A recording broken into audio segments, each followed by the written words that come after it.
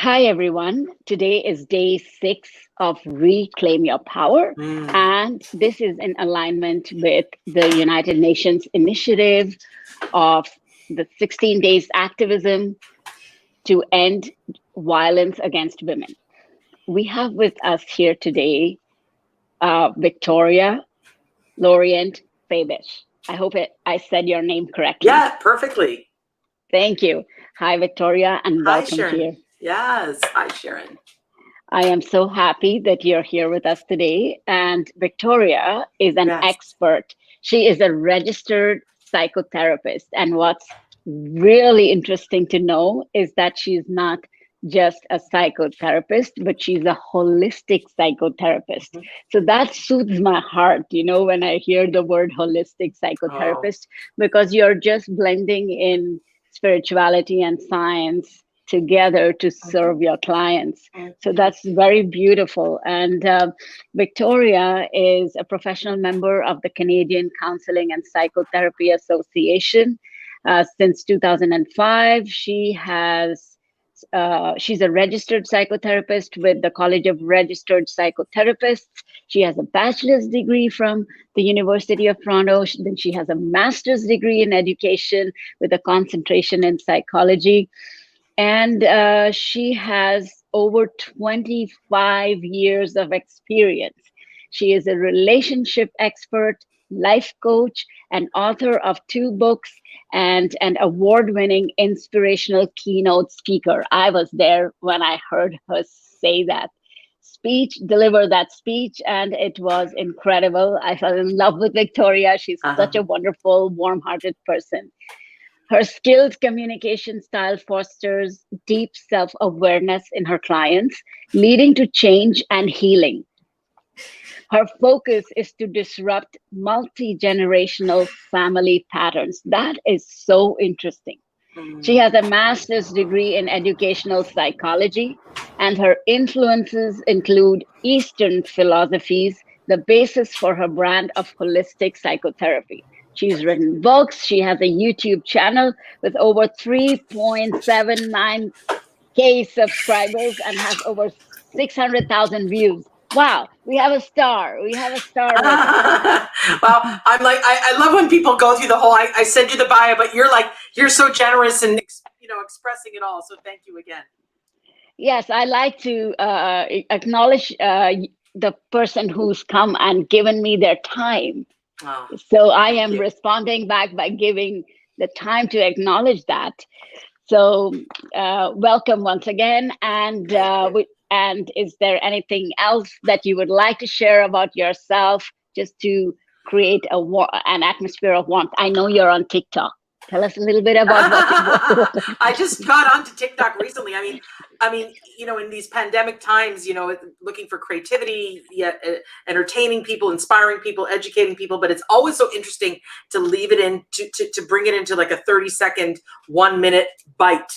And and it's sort of a whole new world of people to access, because I'm on Instagram and I'm on LinkedIn and I'm on YouTube and I'm on Facebook, and I'm very active in all those ways, so that people can, in different aspects, YouTube, different ways that we commune with the world.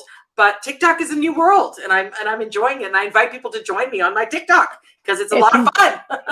It is fun. I've watched my kids play around with it.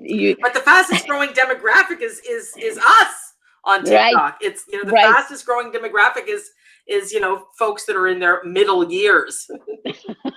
The best years, the golden years of their life. Not golden, middle. Middle years, okay. Right. Having said that, we are here to help educate and make people aware about what violence against women could look like, so that they can take the necessary, if they're well informed, they'll know what to do with it. Yeah. That's the only way to stop violence or end violence, is educate yourself on that topic. Absolutely. So I know that as part of bringing in awareness on violence against women, it is important to understand narcissistic abuse. Yeah. And I understand that you have a whole course on Udemy, and you teach people and educate them about narcissistic abuse. So please tell us a little bit about what exactly is narcissism. Okay, so the first thing I want to say is that, I find the word, he's a narcissist, she's a narcissist being thrown around a lot. Let me be clear that it's on a continuum, okay? Let me be clear that there is healthy narcissism. When you're a child and you need to be me for self-preservation, that's healthy narcissism. When you're a person that needs to assert their boundaries, say no, take up focus, let people see you, take up space, that's a healthy version of narcissism. It's an egocentric need to either protect oneself or to advocate for oneself or to draw boundaries, be seen. I want you to know that, that aspect of self-involvement is healthy. Okay. Right. Now, everything can be a medicine and a poison. Everything can transform from medicine to poison. And that, we can see that in narcissism very much. When a person comes often from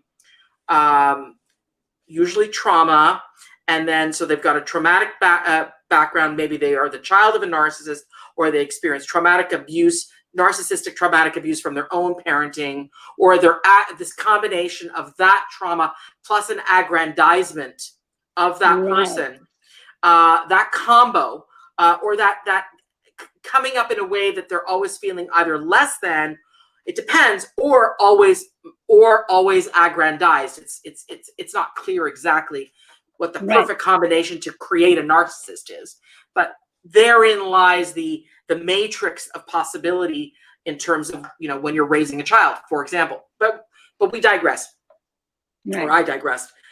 Fast forward to a narcissist that is what I would call, or what is called, a traumatic narcissist, a malignant narcissist, a community narcissist. There's many versions of the narcissist. A victim narcissist.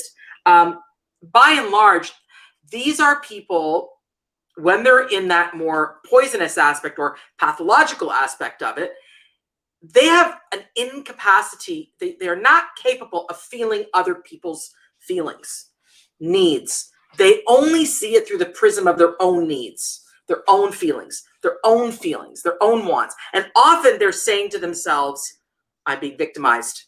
I need to attack because I'm being victimized, or I need to manipulate because I'm the one who's the victim. I need to manipulate so that they feel sorry for me. And they're not saying that necessarily consciously, but that's how they're acting. And it's a survival mechanism within them. And I mean, I'm not here to have us feel sorry for the narcissists that are traumatic and poisonous, but I'm here to have you understand them, basically. Absolutely. Right. But don't mix that up with trying to save them, fix them. Right.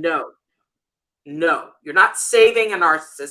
You're not fixing a narcissist. You're working on yourself. You're saving yourself. But that narcissist who is malignant, who is toxic, who is traumatic, who is a victim narcissist or a community narcissist, they are not responding to you as if you're like, there's no way to really change that person unless they want to change themselves. And Shirin, there's a lot of conversations in my field as to whether or not a narcissist is healable, changeable.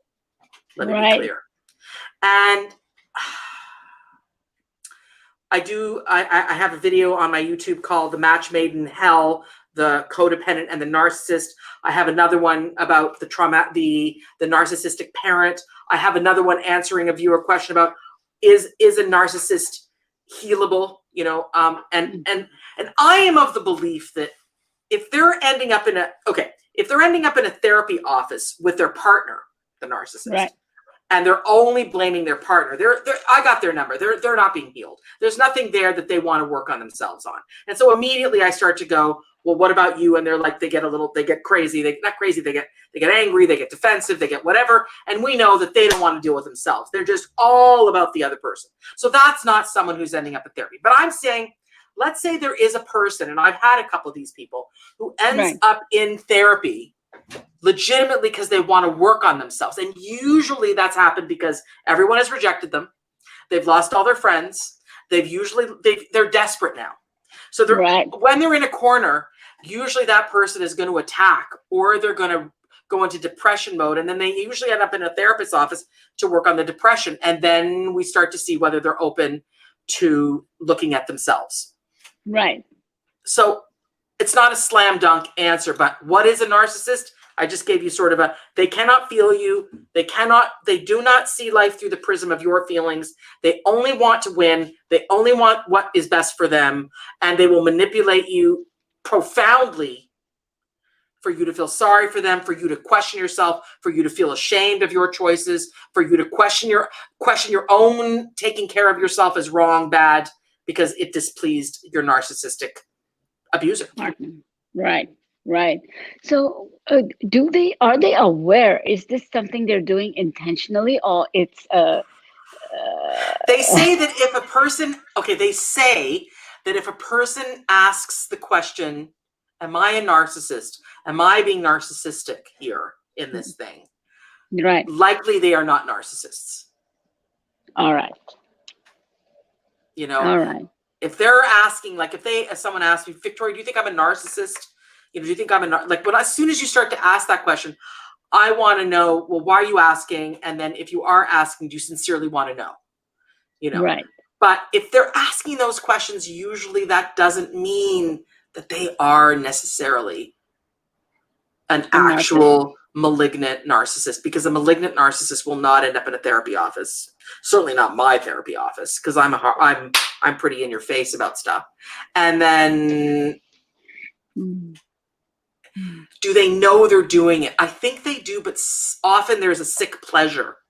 A sick pleasure that comes from knowing you have the upper hand, knowing that you were able to manipulate the person into doing what you want them to do. There's a need to win. So they get a kind of a kick out of it. A kick, a high, a good feeling, almost like I won.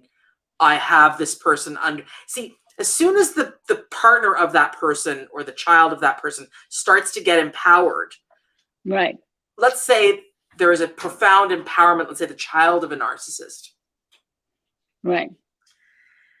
And they start to get like, you can't affect me. Like, I don't really care what you're saying anymore. I'm not fazed by it. I'm just like legitimately. The relationship starts to either do a couple things. One, the narcissist may completely just cut you out. Well, you're no longer, I can no longer get anything from you. Right. Or the ante will be upped. The more violent it can become, the more dangerous. If they're a psychopathic type of narcissist. Now, I'm a psychotherapist, not a psychiatrist, so those would not be my people. Those would not be my clients. Okay. Essentially, people who are wanting to work on themselves, high functioning people, are the people that I work with. But my point is that these are the times when I have seen the victims of those people end up showing up in a therapy session like an office like mine, because they're now realizing they got their empowerment, and the person that they're trying to divorce, or the person that they're trying to get their kids, co-parent with, away from whatever, that's when that narcissistic abuse starts to really ramp up in dangerous ways. Yeah. So for them, it's from what I read and understood, and I think it's been a bit of my experience as well, for them having control is really big. Yes, it's big. And when they lose control, they will either cut you out or go all out. I see. And yes, and that's scary. That's very scary. It's a level of scariness that you just don't want to. There's a part of our brain right that we learn to be empathetic and compassionate and feel our people around under like 3, 2, 3, 4. That's when it's starting to happen, where you have this combined experience of me, mine, 2 years old, and then you start to learn, okay, you got to get along, 3 years old. Oh, you can form relationships, 4 years old. There's the nuance of relationship starts to occur. Right. 6 or 7, we form our worldview, more or less. We start to really understand what our worldview is. And then those people who develop into narcissists, something happened in their 2, 3, 4 time, where the 2-year-old is me, mine, just perpetuated. It's like they're stuck there, me, mine, in 2-year-old format. Okay. Or 2-year-old psychology. So is narcissistic genetic? I mean, let's say if I had a narcissistic partner, is there a possibility that any of my kids would be narcissistic? You know, it's such an interesting question. I've been asked this many times. It's the old nurture versus nature conversation. Okay, I hear you. So, yeah, I mean, by and large, narcissistic parents will either breed another narcissist to survive that narcissistic parent, or a profound codependent to survive that narcissistic parent. Right. So it behooves the person who's operating solely in survival mode to I hope become aware and work on themselves so that they can, you know, I think there's always hope for that kid. Right. There's always hope. Right. Unless that kid is simply enabled in their no compassion, in their manipulative tendencies, and then further traumatized and abused and sexually abused and verbally abused and physically abused. That person is going to go down some psychological roads along the lines of either narcissism or codependency. You know? Right. Regardless, it's emotional dysregulation, right? Absolutely. Wow. And so for a layperson who does not know anything about narcissism, right. How to spot a narcissist? Yes, how to spot one. Yeah, how to spot one. Okay, number one, I want to tell you. Let's say you're in the dating world. Right. Is that a good scenario to think about, Shirin? Like the dating world. Yes. So if you're in the dating world, I want you to realize that if they're write this list down, everybody. 1, too charming. 2, too intimate too quickly. Oh. Yeah. Too charming, fabulous, amazing, exciting to be around, super well liked in many ways. Very, very seductive in their charmingness. Too seductive, too intimate too quickly. Then over time starts to be moody, hot, cold, almost commitment phobic, gaslighting. I didn't say that. What are you talking about? You're the one that's crazy. Really? No, that's you. That's your problem. What's wrong with you? So shaming. You start to feel self-doubt with them. You start to feel emotional unsafety with them. These are all the domain of how to spot that narcissist. That is really important. But they get so seductive and they get so charming. It's like they want to bring you into their lair, into their, they want to trap you, isolate you, but show it off as you're the most special. No one will ever love you the way I love you. Oh, yes. Yes, absolutely. Okay? Been there. Yeah, exactly. Massively seductive. And they will they will be masters of looking for where are the holes in your being.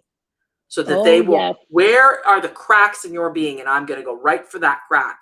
I'm going to make you feel like I'm the most important person to you. It's a very, very difficult, if you don't have your self-esteem in check, your grounding clear, your sense of who you are, if you haven't worked on your shame story, if you haven't worked on your family culture abuse of self-esteem, self-doubt, body issues, work on those as you're going into the dating world, because you are prey to these people if you don't. Quite simply. Oh my God, this is so, as I look back at my life and my relationship, I walked into all this myself. So no self-esteem, guilt, shame, didn't feel good about myself, and, so broken and needy. And and all of that, and that's it. Like, those are the cracks. I had so many of them. Wow. Well, thank goodness you're on the other side of it, though, Shirin. Yes. And you're leading people with your lantern out of the cave of darkness. Right. Well, the more I can do that, the better. The intention is to not let, if I can help someone not go through what I went through, it was worth going through then. So I hear you.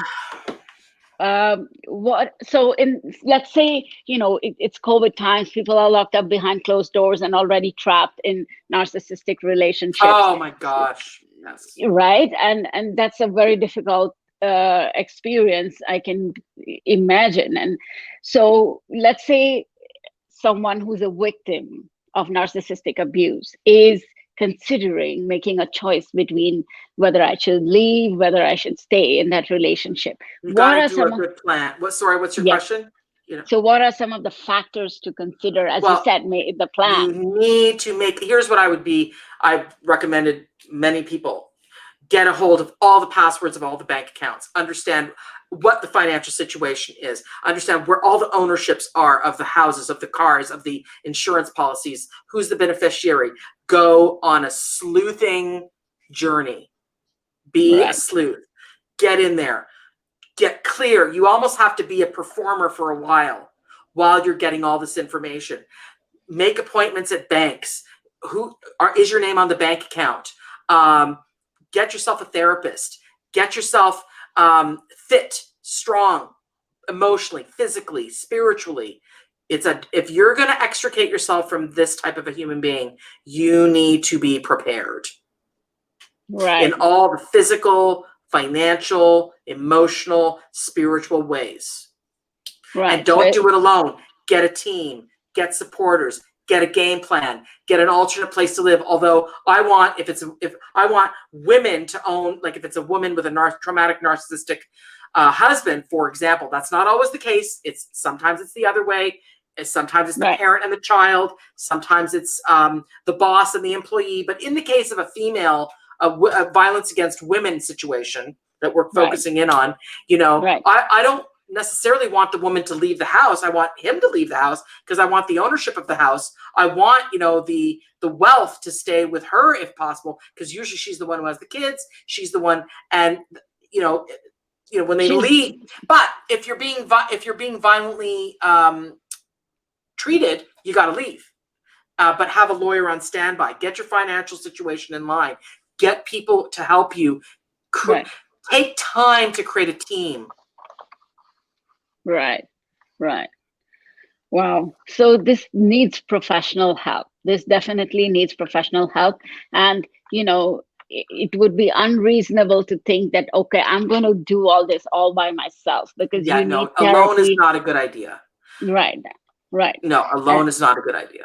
But if they can't afford therapy, there is Adult Children of Alcoholics and Dysfunctional Families. That's a really good organization. It's free. It's part of the 12-step. You can look it up online. CODA, Codependence Anonymous, free, 12-step online. There are free ways to get support. Right. Right. And get a sponsor, be with your fellow travelers, other codependents, people, other ACAers, so that you can at least start to open your mind to the fact that this is not normal, how you're being treated. Right. And learn from each other, maybe, and share the pain, understand maybe somebody else is doing something that works, that might work in your life. Mm-hmm. The one thing you can't do is give up. Right. Just don't give up. Right. Especially if you have children. We're trying to change the world one generation at a time. Right. Absolutely. And narcissists are known to violate human rights. How do we as women reclaim those rights if our rights are being violated by narcissists? What are some of the ways we could do that? Well, just like I said before, it's really about starting to awaken that you don't deserve this behavior. Starting to really psychologically ingest information, watch videos, read books. I love, books that empower the female voice. Any book that's about empowerment, anything on social. If you can't get a book, get on social media. be aligned with people that are, there's tons of free material out there where you are starting to ingest material that counteracts the story in your head that says, I deserve to be abused. That is what you need to change at a radical foundational level. So if you saw your mother being abused, understand that you can change this. It's not your fault. You don't deserve this. You are worth more. They are wrong. They are not right. You do not deserve any of this treatment. Period. Right. So it starts with you. If you want to make the change, take charge. Well, and that's easy for us to say if we're not in it. But sometimes initially you have to start with an inner decision, an inner silent, quiet decision where this is not going to effing continue. And then you're going to slowly climb your way out of by creating some support, other women, other people to support you. And then especially in, COVID times online, there's a lot of that. And then you start to plot your way out of it step by step. So and it has to be gradual. Yes, exactly. Right. So let's say in the case of a partner who thinks that they don't want to leave because there's, they've evaluated the what's at stake because there are kids involved or whatever the situation may be. I know. And so they decide to stay. So under those circumstances, how can someone who has a narcissistic partner, how can they create some kind of a structure to make the relationship work, like to work around whatever they are dealing with? No. I'm saying no. It doesn't work. It doesn't work. No, it doesn't work. I mean, the only way therapy works is if both people want to do it. It doesn't work. Don't convince yourself. You can end up in a therapy office. Yeah, go spend that money. And then if all they do is blame you. No. So my point is, let's say, like how you said, there are some who are aware and who want help. Let's and they see don't. that. Yes. Let's so they see don't it. want. They don't want the marriage to fall apart. So they're willing to do the work that is needed to be done. Fantastic. If that's what they are doing, you want to let them really do that. So under those circumstances, what are some tips you would give the partner to put in place, like, healthy boundaries or privacy? What are some of the things? So let's just say that the abuser is like, okay, I really want to work on this. They're not so much of a malignant narcissist. They're a little less on the spectrum of that. Okay, cool. And they really want to start to get help. They really want to get a hold of their temper, their manipulation, all of it. Great. So you have to not enable the sick behavior. You want to enable the healthy behavior. Draw your boundaries. Say no. Take space. Think very clearly before you, like I have, again, on my Udemy, I have the codependency course, which talks about boundaries, the boundary course. There's various, forget even my stuff. There's just so much material out there. I would have people read anything by Brene Brown, Melody Beattie. There's Melody Beattie. She basically talks about codependency and she's excellent. Brene Brown. The other one is, I hate when I forget this. It's called The Dance of Anger is the name of the book. Wow. And The Dance of Anger and The Dance of Intimacy. Amazing books for you to, it's like to really ingest. I'm just going to get the Dance of Anger author. It's coming. There she is. Harriet Lerner. Lerner. Yeah. So inform yourself. Inform yourself. That is what I want to say. Very important. Educate. Educate yourself. Open your mind and work on sticking to your boundaries, your no's, your privacy, not to enable the other behavior of the person. Right. I came across this book. I'm trying to read this book. It's called The Narcissist in Your Life by Julie L. Hall. Yeah, it's great. It's an interesting book. Yeah, it's an interesting book. And it speaks to precisely what we're talking about. Right. So, I feel, okay, let's say I never went to a therapist and I noticed all the symptoms of narcissism in my ex. So why is it, I'm told that, if I stand up and in public, if I say, oh, he is narcissistic, it's something I'm not allowed to do.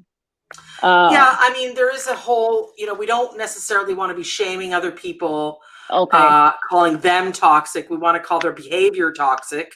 Right. And again, it's on a whole continuum. Let's say they're being violent with you. Yeah, you better call them out, but, publicly protect yourself. But I'm not a fan of just throwing around the narcissist label, just generally for there needs to be a considered thought about that. Right. So what I'm trying to know is it am I not allowed to call a narcissist a narcissist? Are you not? Of course you're allowed. Absolutely. Yes. Okay. Absolutely. Okay. Because I was told that you're not supposed to call a narcissist unless he has been diagnosed. Well, there is that. There is absolutely that. I do not want people just throwing the title around, because we can use that against people, and it's not fair. If there's been an actual, it's a tough thing, because how does a narcissist get diagnosed? Do they end up in therapy? Most narcissists don't go to therapy, so it's a real tough thing. You'll have to look at a collection of their behaviors, and usually that'll be vetted by someone who knows about narcissism, and then you can really, own it. But I would say that public shaming generally with a narcissist could get you into some problems, because they could turn around and really feel attacked and cornered, and then that's going to be an interesting, sometimes dangerous outcome. Right. So when we say look out for the red flags, it's for you to look out and consider, but not for you to declare an open war and say, hey, you're a narcissistic. Right. Please don't. Right. Open war is never a good idea. Right. And then the other thing is, I was told that, it's important to document. I was doing that. Yeah. Document all interactions, whenever he consoles what he says. Keep the texts, keep the emails. Sometimes if it's a parent issue, where you've got if they're starting to abuse the kids, you can start to collect your evidence. Evidence. Right. And it's not easy though, Shirin. None of this is easy, as you know. Right. This is just so difficult. That my own experience was, there were periods of high and low. There were times when he exploded and he was really upset and he said whatever, and then the next moment he was so loving and so apologetic and so kind that it would feel like, is he the same person? Yeah. And then you think you're crazy. Yes. You think you're crazy, and that's the most difficult. If they're all bad, it's easier. But if there's loving moments mixed in with abusive, explosive moments, mixed in with apologies, it's the classical honeymoon after the abuse scenario where the abuser feels guilty and feels remorseful. But is it true remorse? Only if they show you, actually show you the path out. And that may take months and months, if not years, of absolutely holding their feet to the fire, Right. And what I noticed is that there was no consistency in his behavior, because when he's outside and there are other people there, he treat me like a queen, and he had so much praise for me. And, everybody thought he was so much in love with me. My own parents thought, I thought. And then behind closed doors, it's like Jekyll and Hyde. And then behind closed doors, I'm not good enough at all. But then in front of everyone else, yes, I used to be praised so much. So it kept me in a state of confusion. And I sometimes used to feel, I'm being mean, I only want to be there for the good times and not put up with him when he's human, he's having a breakdown. So and that's his way of expressing his breakdown. And that kept me going for Yeah. years because I was trying to justify and I mean, understand. yeah, it's the narcissists look to destabilize people, and Right. they look to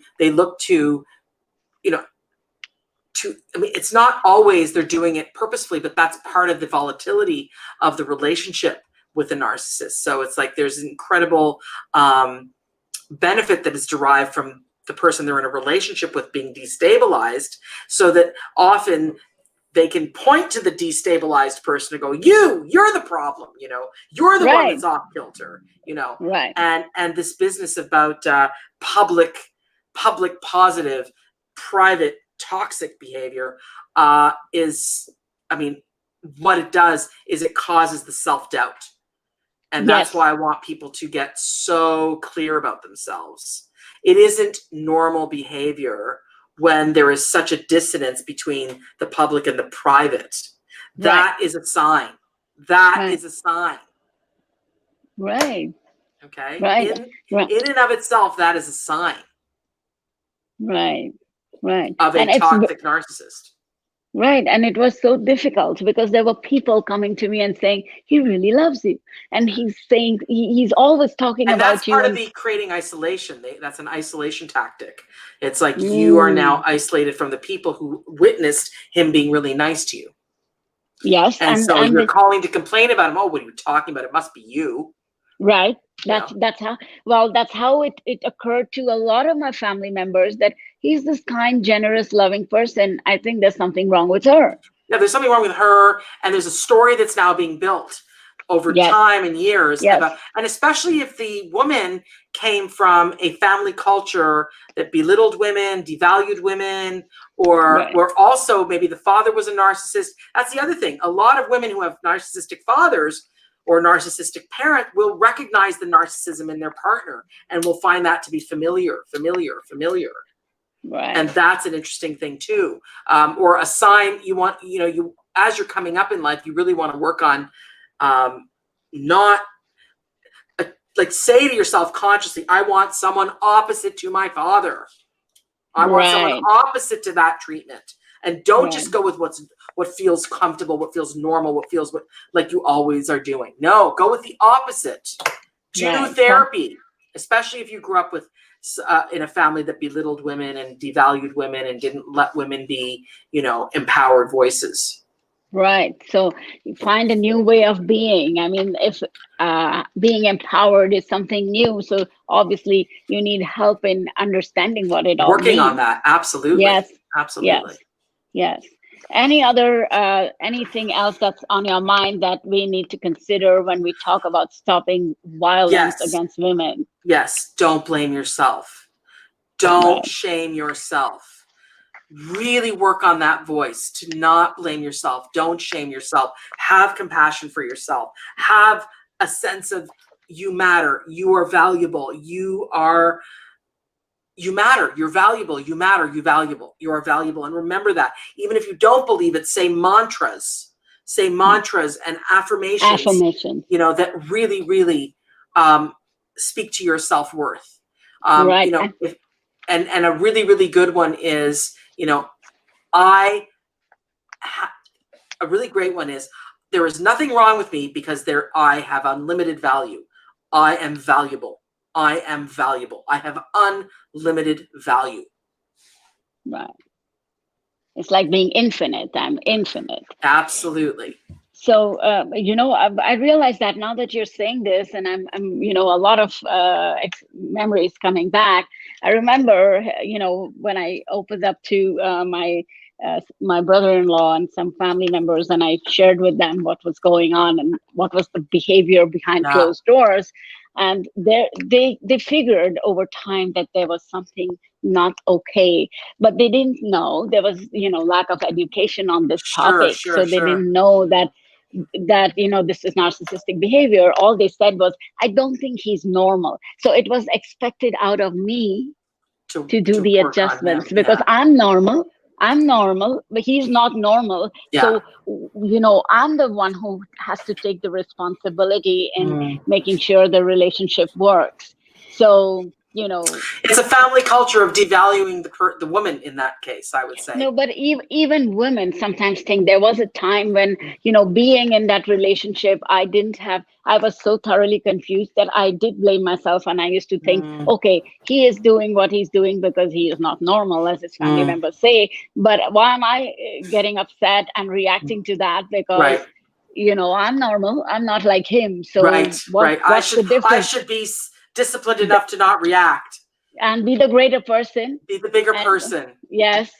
I mean, listen, of course, in a relationship with a non-narcissist who's just, you know, not a non-toxic narcissist, just, you know, by the way, we're all a little bit narcissistic. It's not about not having that, as I said earlier. But in a case like that, yes, I want people to be less reactive. I want people to be less defensive. I teach them that type of thing. However, it's a different ball game with a toxic narcissist, with a person who never, ever empathizes with you, doesn't ever say sorry, doesn't ever own their shit, doesn't ever say, this must be hard for you, doesn't ever feel your pain, doesn't ever have any kind of experience with empathy for you. And they never say sorry, and they never admit they're wrong. We got a problem there. We got a big problem there. Right. So thank you so much. This is a lot of information that is helpful. And sure. And I'm so glad you asked me to do this. I'm glad we did it.